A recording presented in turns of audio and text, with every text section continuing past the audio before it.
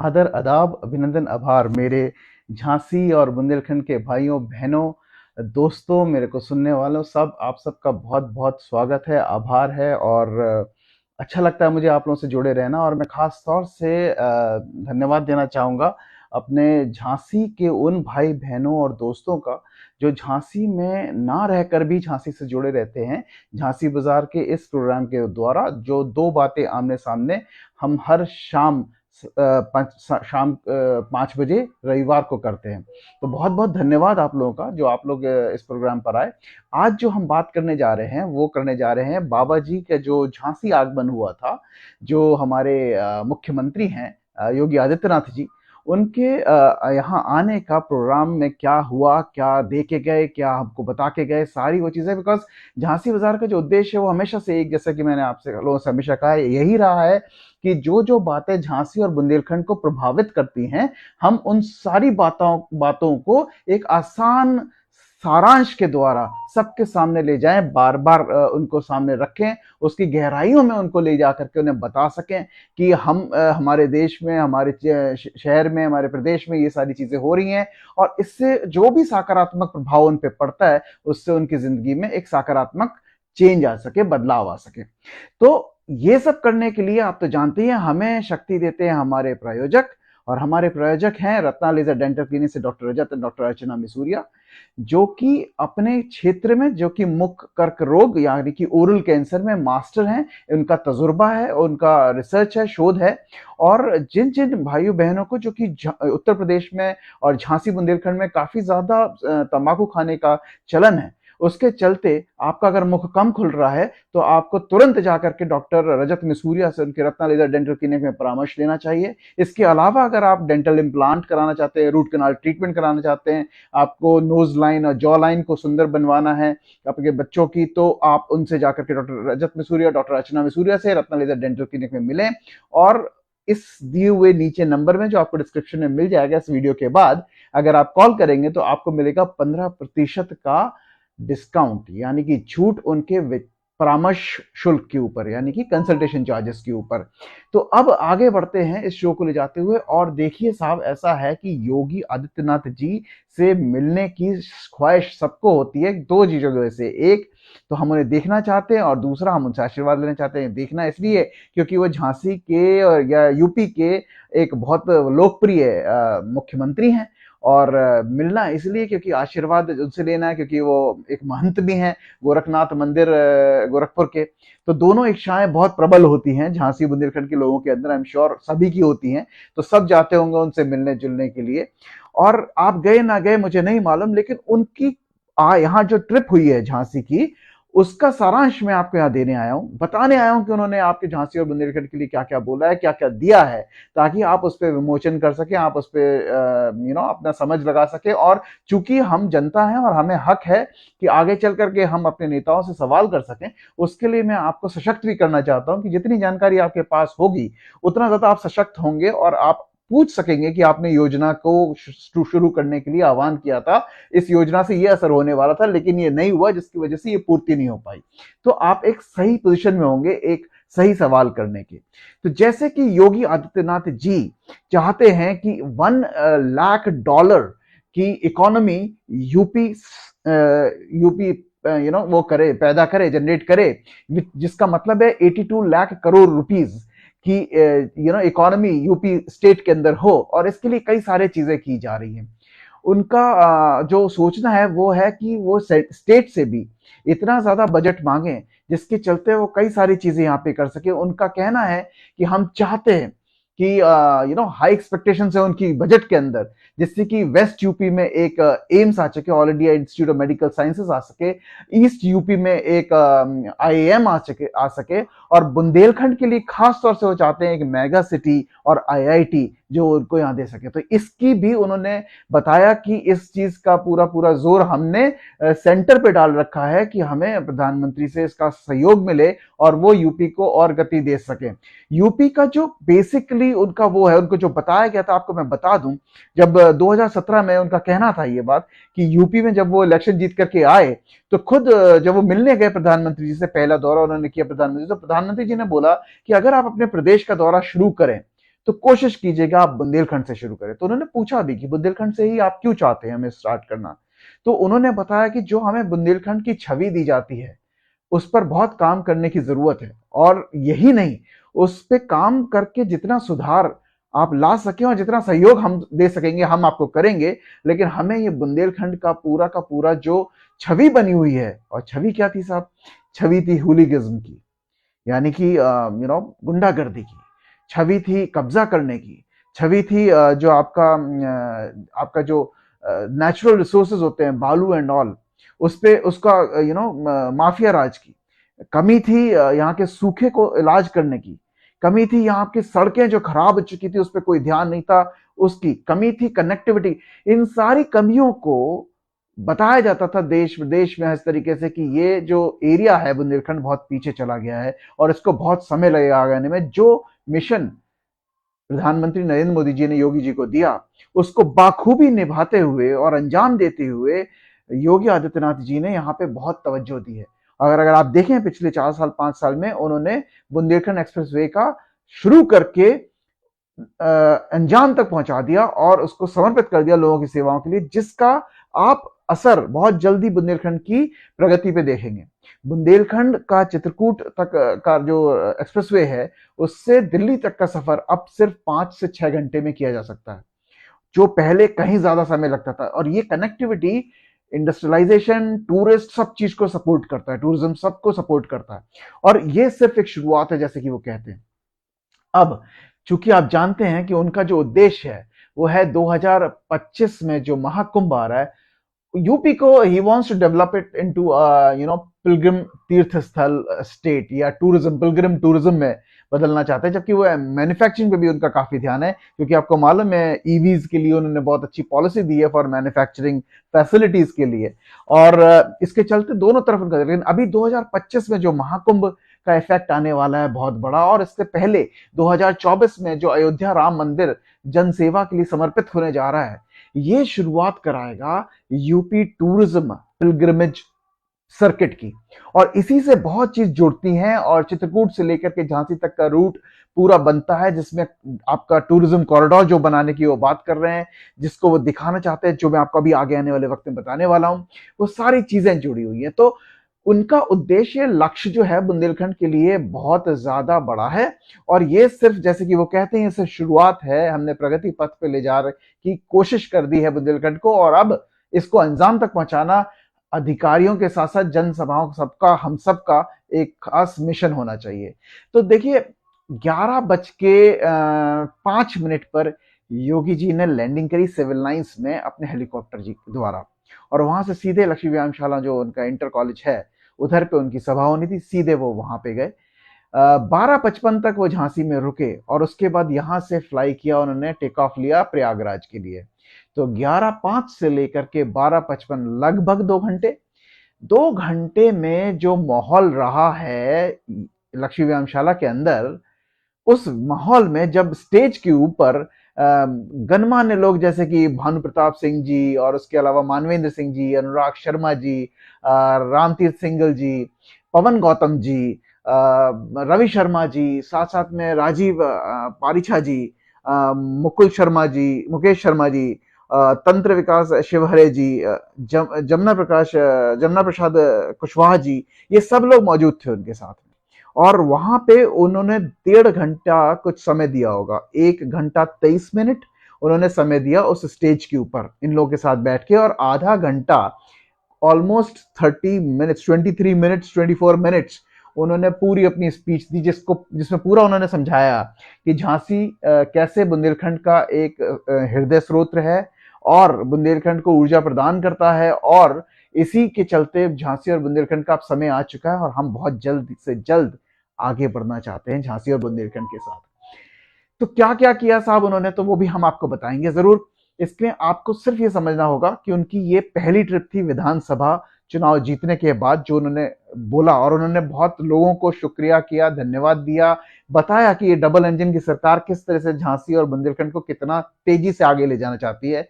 उन्होंने पूरे जनसत्ता से अनुरोध भी किया कि इसी को हम डबल इंजन के साथ हम थर्ड इंजन बना चाहते हैं। लोकल इकाई जो वो आ रहे हैं, चुनाव आ रहे हैं, उसमें अगर सेम विचारधारा की पार्टी आती है तो यही इफेक्ट जो प्रधानमंत्री से मुख्यमंत्री, मुख्यमंत्री से लोकल इकाई तक पहुंचती है, वो तेजी से एक ही प्रवाह में चले, कोई ऑब्जेक्शन ना आए, कुछ ना आए, और तेजी से गति से काम हो, जिसका नतीजा यहाँ पे सब फलता फूलता आपको दिखाई दे। तो काम तो सब हुआ है। हम उस यूपी को जानते थे, या हम उस झांसी को जानते थे जो बहुत गड्ढे में रहती थी, जिसमें पावर कट्स बहुत होते थे, और कब्जा सुनना, बालू का खनन होना, ये सब चीजें तो बहुत आम थी उन दिनों में।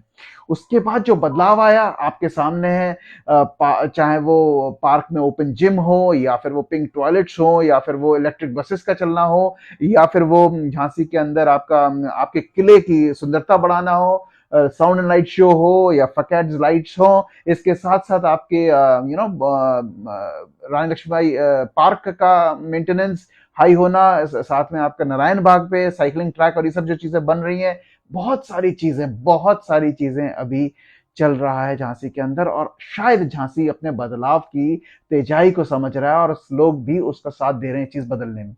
ये एक बहुत अच्छी बात है। आगे बढ़ते हैं, तो अब आपको बताते हैं क्या क्या उन्होंने किया है, कैसे चाहते हैं वो और ये चीज करना। तो उन्होंने कुछ नहीं तो करीबन 322 करोड़, ये 322 से 328 करोड़ के बीच की 102 परियोजनाओं का यहाँ पे लोकार्पण और शिलान्यास किया है। और ये चीज होने में उन्होंने बताया समय लगेगा, लेकिन ये शुरुआत हो गई है, ये दे दी गई है, भेंट दे दी गई है झांसी की जनता को। तो इसमें बहुत सारी चीजें आती हैं, जिसमें कि आप देखो, आप सोचो कि अगर जहां झांसी में सूखा पड़ता था, बदहाली का वो था, अराजकता थी, नेचुरल रिसोर्सेज की डेकोइटी, जब मैंने कहा बालू खनन, ये सब था। जब से यूपी में भाजपा सरकार आई है, झांसी के अंदर भी आप वो तब्दीली देखेंगे। कब्जा तो छोड़िए, आज ये सोचना भी बहुत बड़ा बात होती है। आप किसी की चीज पे कब्जा नहीं कर सकते, ये बहुत अच्छी बात है।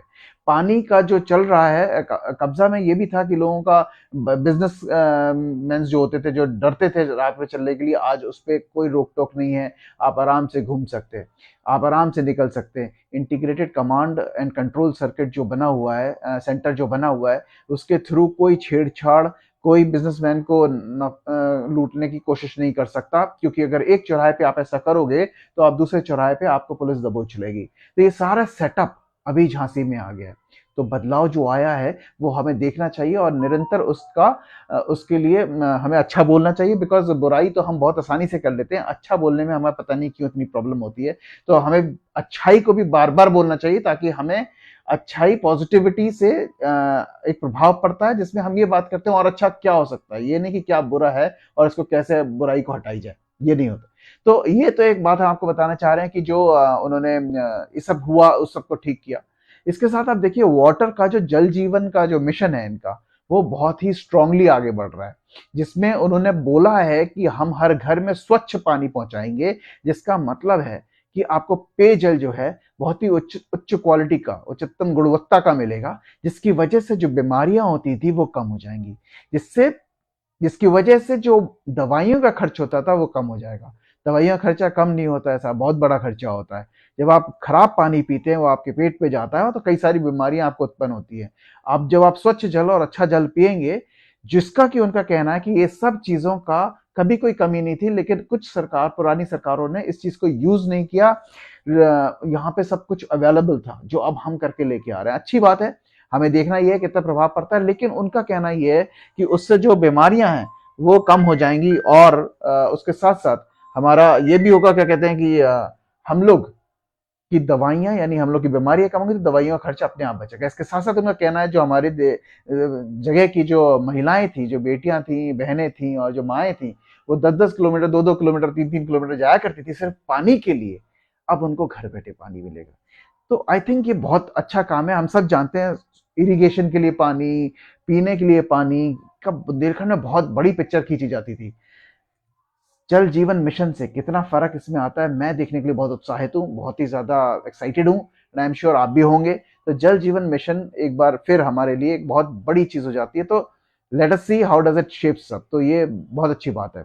इसके साथ साथ उन्होंने कहा कि प्रधानमंत्री की जो तारीफ होती थी, उनका उनका मन की बात में बुंदेलखंड के जो बेटियां हैं जिन्होंने स्ट्रॉबेरी की खेती और ड्रैगन फ्रूट की खेती करी है। इस वजह से एक पहचान है इस झांसी शहर की। झांसी शहर की एक शौर्य गाथा है, सब चीज़ें इस झांसी शहर में हैं और इसके इसके वजह से जो झांसी का विकास होना चाहिए था वो बहुत ज़रूरी हो गया है। झांसी में टैलेंट निरंतर सामने आ रहा है। झांसी की कविताएँ, संस्कृति, झांसी का सब कुछ, बुंदेलखंड का शौर्य गाथा, ये सारी चीज़ें और इसके साथ-साथ जो उद्योग कर्मी, बीएचईएल वगैरह सब सबने मिल कर के झांसी की एक पहचान जो बनाई है, उसको बाहर निकलने का वक़्त अब आ गया है। तो इस पे ये सारा काम हो रहा है और चल रहा है। तो इन सब चीज़ों पे उन्होंने बात किया। इसके साथ-साथ उन्होंने बोला कि आज के वक़्त में जो भी डकैतीज़ चलती थी या जो कब्ज़ा हुआ करता था, जो भी हूलिगन्स में क्रिमिनलाइज़ेशन होता था, उसको सूद के साथ वसूला जा रहा है उन उन उन असामाजिक तत्वों से। तो ये भी एक बहुत अच्छी बात है। तो ये इस बात के लिए हमें अपने उनका धन्यवाद देना चाहिए योगी जी का। साथ-साथ में उन्होंने कहा कि बुंदेलखंड में टूरिज़्म के लिए बहुत ज़्यादा स्कोप है।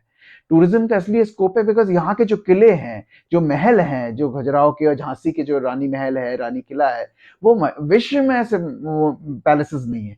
इनको बराबर से मार्केट करना चाहिए ढंग से, बराबर से इसके बारे में बताना चाहिए और उसके हिसाब से यहाँ का एक लोकल टूरिज्म सर्किट डेवलप होना चाहिए, जो आज की कोशिश है।